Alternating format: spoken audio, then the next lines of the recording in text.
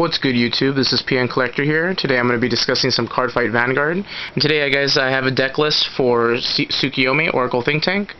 Right now, this deck it's been pretty consistent so far. I know that a lot of people have different tastes and preferences on what types of cards they put into it.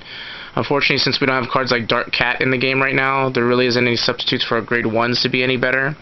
Also, some of the grade 2s could be a little bit fixed up because of the fact that we don't have all the other sets yet.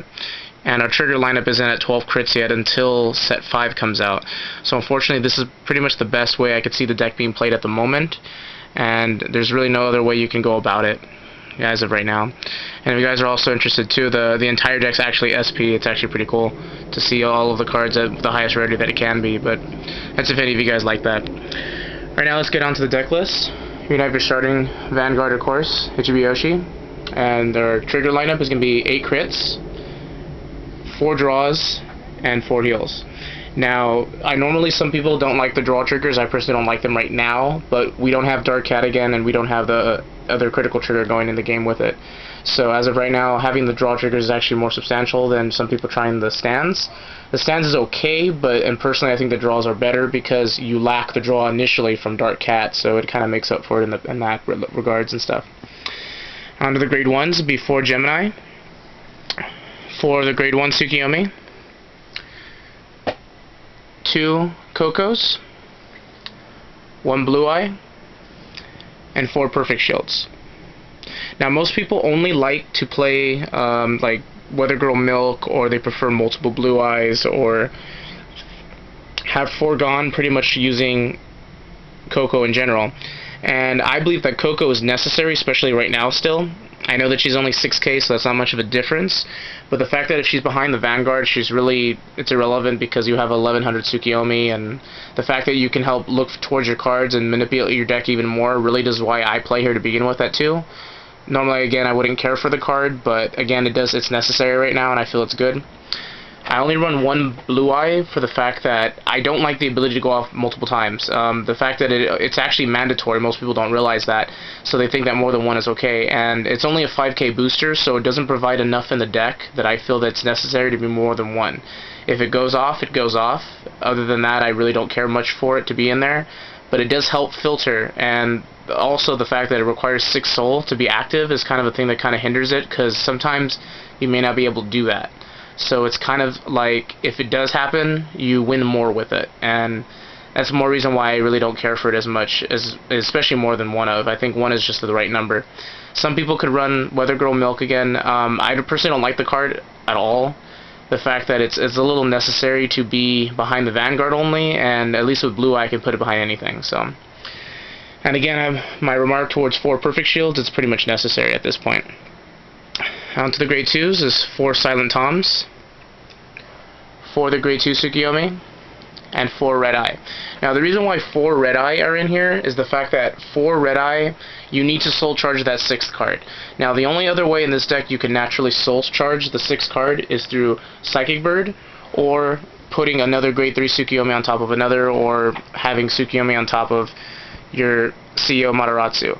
Now, for this point, Red Eye just acts as a bonus. If it does go off, it helps the deck go push into what it should be doing, getting into counterblasting 2 and then drawing 2 cards and then soul charging 1.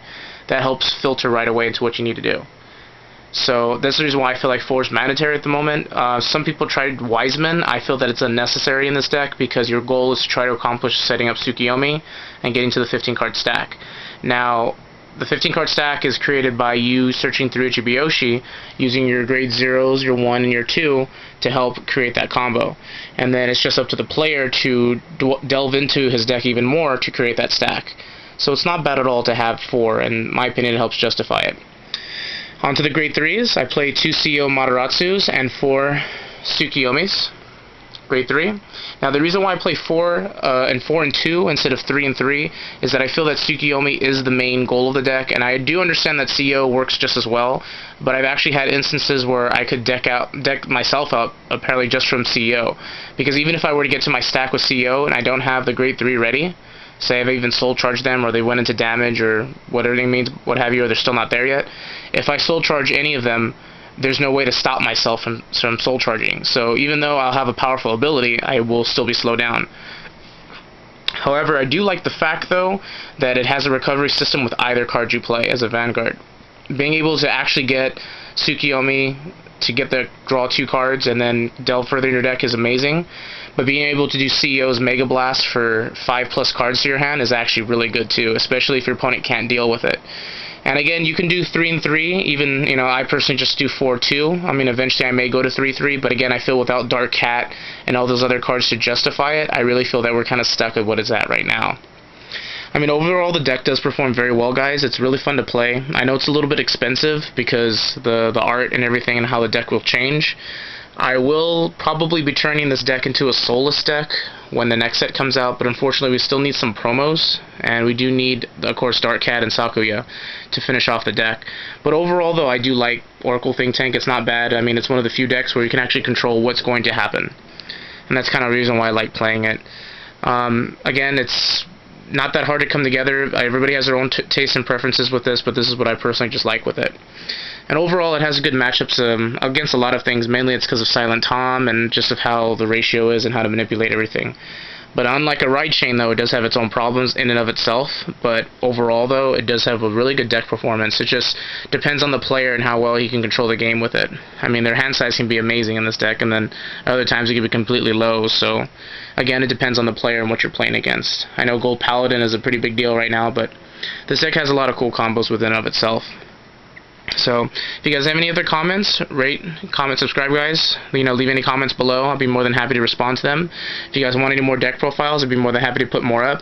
I just want to kind of give a deck profile of each kind of tribe, so that way everyone gets to see what the differences are and how they are. And if you guys need anything help with anything, discussions, be free, you know, to let your friends know that I have this channel, and I'm trying to support Yu-Gi-Oh! And Vanguard guys together. So, whatever everybody has any cup of tea that they like on this, just be free to, you know, let me know.